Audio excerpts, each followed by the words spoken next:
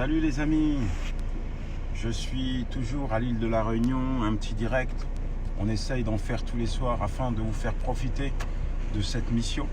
Je ne sais pas où vous êtes, mais je suis avec quelqu'un et vraiment je crois qu'il a une histoire particulière, une histoire qui va vous enrichir.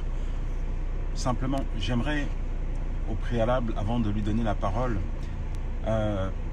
vous demander, est-ce qu'à un moment donné de votre vie, vous êtes posé la question à savoir, est-ce que Dieu a un avenir pour moi? Est-ce que Dieu a des plans et des bons projets pour mon avenir? Je ne sais pas pour vous, mais fut un temps, j'étais enfermé dans une sorte de fatalité, de résignation, où finalement, au travers des aléas de mon existence, je croyais que Dieu m'avait placé sur la terre pour mordre la poussière. Heureusement qu'un jour, j'ai rencontré Dieu et qui s'est révélé à moi et finalement, j'en ai déduit une chose, une conclusion. C'est que Dieu a des plans et des projets pour moi. Et les projets de Dieu, ce n'est pas des projets de malheur. Pourtant, il arrive que tout commence mal, tout débute mal. Alors, pour aller plus loin, je vais vous demander de partager ce live avec vos amis. Peut-être vous connaissez des gens qui actuellement vivent dans des moments difficiles, traversent des situations compliquées et se posent cette question. Est-ce que Dieu a un avenir pour moi? Ou encore ils se disent, où est Dieu? Ils le cherchent, ils le prient, ils l'invoquent, mais il semblerait que Dieu ne leur réponde pas. Alors, nous sommes avec quelqu'un, qui s'appelle Pascal Cariou, et il a une histoire particulière parce que tout pour lui, va mal commencer. Je dis mal, mais c'est très mal, vraiment très très mal commencé. Pascal, bonjour. Bonjour. Alors, tu as eu une enfance assez compliquée, assez difficile, puisque il va t'arriver quelque chose de tragique. Oui, déjà, le contexte dans lequel j'ai grandi, c'est un foyer où régnait la terreur, parce que papa, il buvait énormément, il était violent, et à chaque fois qu'il rentrait, on avait peur de lui, et on vivait dans un foyer modeste, on va dire. J'ai grandi dans les cités où il y a des grandes bars, et je me rappelle un midi, 6 février exactement, je suis sorti en plein midi et j'ai pris une balle de 22 longs rifles dans l'œil. Plusieurs jeunes de l'époque, ils avaient 16 ans, moi j'avais 10 ans, ils se sont amusés à me tirer dessus, mais sauf que la balle, je l'ai pris dans l'œil. Et suite à ça, j'ai fait 1 mois d'hôpital, après une rupture scolaire pendant plusieurs mois, et de nouveau je vais à l'école, mais sauf que maintenant, à la place de mon œil, j'ai un rond de cuir. Un rond de cuir. Comme les corsaires. Tu as perdu ton œil. J'ai perdu complètement mon œil. Dans quelle étape psychologique tu te trouves à cet instant? Alors, à 10 ans, quand on perd son œil, on se dit... on a du mal à comprendre. Mais plus on grandit, plus on trouve que c'est une injustice, parce que je ne le méritais pas, j'ai rien fait, je ne le connaissais pas. Et là, plus tu grandis, plus tu as une pensée de vengeance et de haine. Particulièrement parce que la personne qui m'a tiré dessus, elle était maghrébin et marocain. J'ai rien pour les Marocains aujourd'hui, sachez-le. Mais ça a engendré une révolte. Et j'avais envie de me venger. J'avais d'ailleurs acheté un pistolet, c'est facile au marché au noir à Orléans, à Paris. Et je voulais me venger, je voulais le tuer. Mais Dieu n'a pas permis que je puisse le retrouver. Alors, j'ai rencontré dans cette décadence d'alcool, de drogue, parce que dans la cité c'était facile, et j'ai rencontré un garçon qui est devenu mon ami pour un temps, et c'était un skinhead. C'est quoi ça, skinhead? C'est quoi la philosophie des skinheads? Votre manière de vivre, de fonctionner? J'en profite pour demander aux gens de partager ce live avec vos amis, parce que c'est vraiment un témoignage intéressant entre ce que le monde nous présente parfois comme condition de vie, et puis surtout vous allez voir que au final je crois que seule la volonté de Dieu l'emporte. Et donc tu rentres dans cette philosophie de skinhead, philosophie que je connais, mais il y a peut-être des gens qui ne connaissent pas cette philosophie. Ça consiste en quoi? De rallier une bande. Voilà, c'était vraiment exactement se rallier à une bande qui extrêmement violent, raciste, et particulièrement contre la catégorie de personnes qui m'avaient fait... Les Maghrébins. Donc il y avait de la violence gratuite. Quand je dis gratuite, c'était violent. Et en fin de compte, c'était un exutoire pour moi parce que je réglais mes comptes avec cette souffrance. Je faisais justice, même si la personne en face de moi n'était pas l'auteur, mais pour moi, c'est comme si je réglais mes comptes. Donc, tu étais un skinhead, quelqu'un de raciste, quelqu'un qui était enfermé dans la drogue. En fait, c'était des échappatoires où tu essayais finalement de colmater ce désir de vengeance. Mais raconte-nous une journée typique, parce que je pense que cette bande a l'habitude de traîner dans les rues, etc. C'était quoi une journée typique pour toi? Déjà, le matin, on est déjà sous effet. Sous effet de quoi? Sous le cannabis, alcool. Hein, et après, on n'a rien préparé. On va en ville et on fait ce qui sur le coup. Voilà, on peut taper, on peut dépouiller quelqu'un, on peut Donc, faire si je synthétise un peu ce que tu dis, c'est que tu trouves un arabe, il paie pour les autres. Exactement. Alors qu'il n'a rien fait, qu'il est innocent.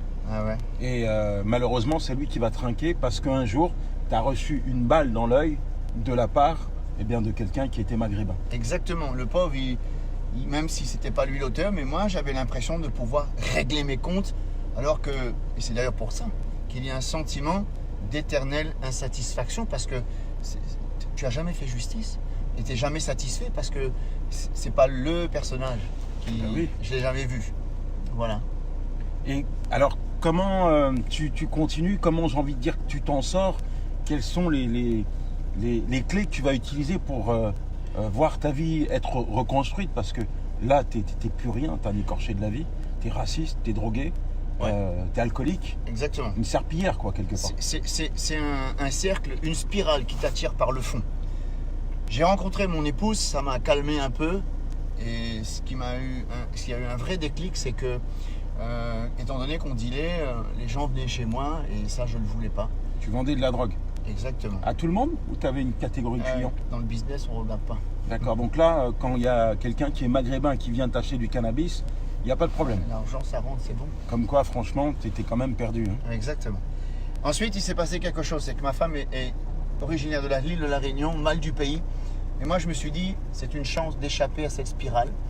J'ai cru que faire des kilomètres et de venir habiter sur les cocotiers, la vie est belle. J'aurais retrouvé un boulot, je me serais recasé quelque part. Mais c'était un faux espoir parce que j'avais les mêmes problèmes d'addiction, mêmes problèmes de haine, de violence. Et ça se répercutait sur ma relation avec les autres. Ah, tu es toujours en train de refouler tes colères, exact. Que ce soit sur toi ou sur les autres finalement. Mais c'est une souffrance qui n'est jamais terminée. Et ça se termine comment alors? Alors, il s'est passé quelque chose d'extraordinaire et je pense que ma venue à l'île de la Réunion, il y a une prédestination. C'est que mon épouse, sur l'invitation de son frère, est allée écouter l'évangile dans une église à Saint-Louis où il y a 500-600 personnes qui invoquent le nom de Jésus. Et moi, je rentre à 2h du matin puisque je travaille dans la restauration. Et je vois une Bible sur la table, la lumière. Je dis, qu'est-ce que tu as fait? J'ai été écouter la parole de Dieu, me dit-elle. Et je dis, dimanche, je viens. Parce que je veux savoir si ton frère ne t'a pas emmené dans une secte. Alors tu ne viens pas parce que tu as envie d'entendre la parole de Dieu, tu viens parce que tu veux surveiller ta femme surtout. Exactement, je veux savoir où elle va, si ce n'est pas une secte, si ce n'est pas quelque chose qui va la barricader.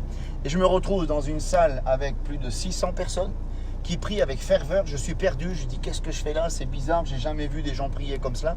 Et là, quelque chose de surprenant, quelque chose de divin, quelque chose que je n'ai pas provoqué, une présence me courbe et pour la première fois de ma vie, je parle à Dieu avec mon cœur. Et textuellement, la première fois que je parle à Dieu, je dis « Hé, toi, si tu existes vraiment, tu dois réussir où j'ai échoué. » Et il y avait du travail, mais Dieu est bon. En 2 semaines, plus d'alcool, plus de drogue, plus de cigarettes. Et je commence à retrouver une hygiène de vie qui est équilibrée, on va dire. Mais il y avait encore du travail. La blessure est encore là. Ouais, terrible. La haine est encore là. Et à chaque fois que je pensais au nom de la personne qui m'a fait ça, c'était terrible, terrible. Et un soir, alors que je venais quand je pouvais, parce que je travaillais, le pasteur a prêché sur le pardon. Et ça a été un véritable, si je peux me permettre l'expression, un hypercute. Et j'ai pris conscience qu'il fallait que je pardonne, mais c'est difficile, c'est difficile.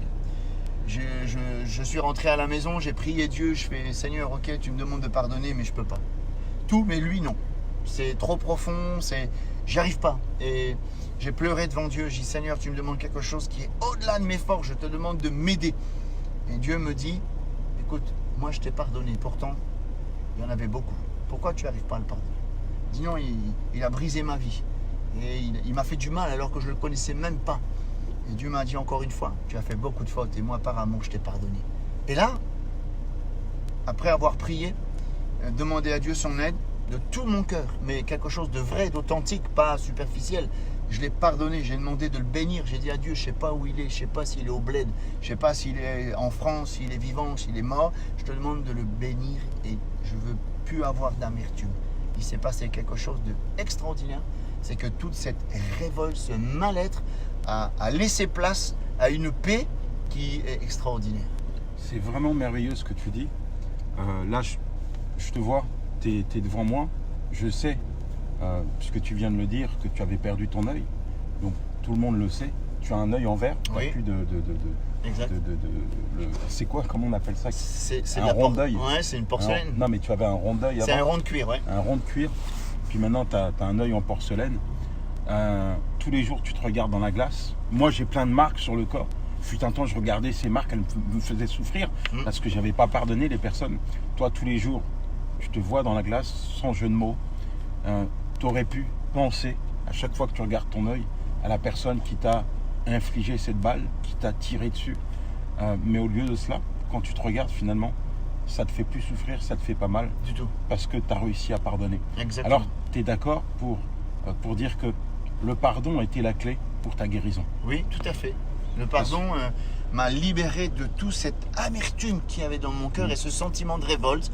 Et quand je me regarde dans la glace, comme tu l'as dit, je pense pas à ce personnage. Et pour finir, Pascal, il y a quelque chose quand même de surprenant et qui est quand même important parce que je crois que Dieu a de l'humour.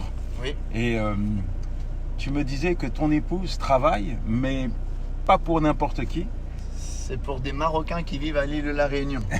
Et Et en plus, je les aide souvent parce que je les aime aujourd'hui et je veux vraiment qu'ils rencontrent Jésus et je veux les aider chaque jour. Et il y a de l'amour pour eux, c'est incroyable, ça dépasse mon entendement. puis tu leur as ouvert les portes de ta maison, ils viennent Oui, manger avec toi, vous exactement. mangez le couscous, les Ah tadjines. oui, on Et puis je partage sais de aussi bonnes que choses. tu as à cœur l'évangélisation vis-à-vis des Maghrébins. Et ça, c'est juste divin. C'est Dieu qui a mis ça dans mon C'est cœur. Dieu qui a fait ça. Et surtout, j'aimerais vous dire que, vous voyez, Pascal, il aurait pu rester en l'état. Un homme brisé, détruit. Un homme qui était enfermé dans pas mal de choses, pas mal d'addictions. Mais au-delà du pardon, vous savez ce qu'il fait maintenant?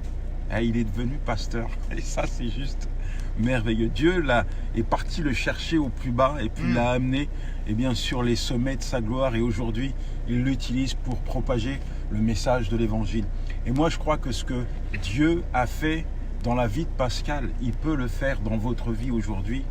Dieu a des projets pour vous, Dieu a un avenir pour vous, et ne laissez pas les circonstances ou les faits marquants de votre existence vous enfermer, vous enterrer dans le tombeau de la résignation. Il y a plein de personnes qui hier pensaient ne pas avoir d'avenir, et puis ils ont rencontré Dieu et ils ont vu Dieu dessiner, écrire un avenir. Et l'avenir de Dieu, il est beau, l'avenir de Dieu, il est magnifique, l'avenir de Dieu, il est glorieux. L'avenir de Dieu, c'est l'histoire que Dieu va écrire dans ta vie, si simplement maintenant tu décides de te confier à lui. Alors, je t'encourage à partager ce live, ce direct qui va rester quelques jours sur la page. Partage-le à tes amis, partage-le aussi à ceux qui ne connaissent pas le Seigneur. Et puis on veut dire, puisqu'on en a parlé, à tous les Maghrébins, que Dieu vous aime, qu'on vous aime. Et c'est tellement aussi important pour nous de vous faire connaître Jésus-Christ. Jésus-Christ est un puissant sauveur et il a des plans et des projets pour l'humanité. Voilà, c'était Yanis Gauthier en direct de Saint-Leu. On se retrouve demain. Demain, c'est où notre réunion? Sainte-Clotilde. Sainte-Clotilde à Saint-Denis. À 18h, je serai présent et je vous attends. Venez me rejoindre et venez aussi avec ceux qui ne connaissent pas Jésus. On va passer des temps divins dans la présence de Dieu. Ciao.